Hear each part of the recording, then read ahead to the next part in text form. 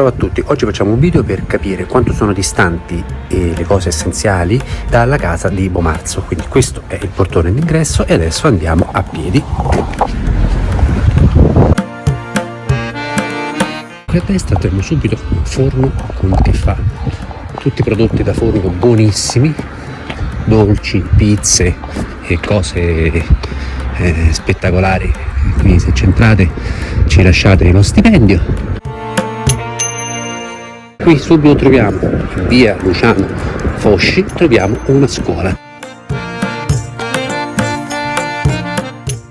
Questo per capire quanto sono distanti le cose importanti dalla casa. La chiesa del Cristo risorto.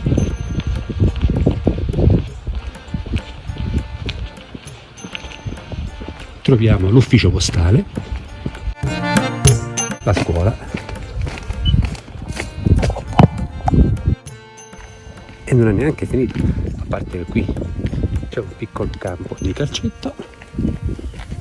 Ora riprendiamo il cammino, ricamminiamo.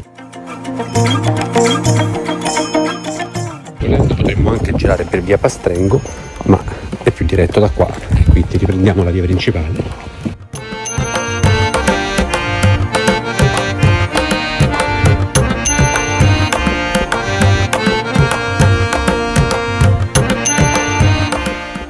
Qui troviamo la farmacia e anche il bancomat con una banca. Questa invece è la fermata dell'autobus. Questa è la fermata dell'autobus, quella che ci porta l'autobus che porta a Viterbo, oppure quella che porta alla stazione di Orte. E qui ci sono questi archi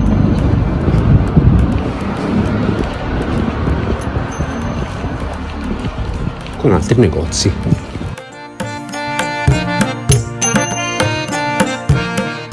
Ora, dove noi abbiamo girato a destra, se avessimo girato a sinistra saremmo andati verso il centro storico di Bomarzo, ma noi invece rimaniamo su quest'area qui, dove arriviamo al supermercato Carrefour.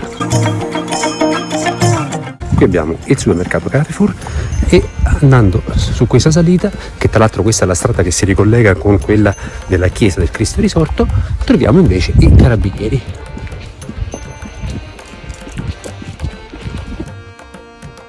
Quindi, come avete visto, abbiamo carabinieri, abbiamo la farmacia, abbiamo la banca, abbiamo il supermercato, abbiamo le scuole, abbiamo la chiesa, abbiamo la storia medievale di Bomarzo, abbiamo il Sacro Bosco, c'è tutto, posizione perfetta.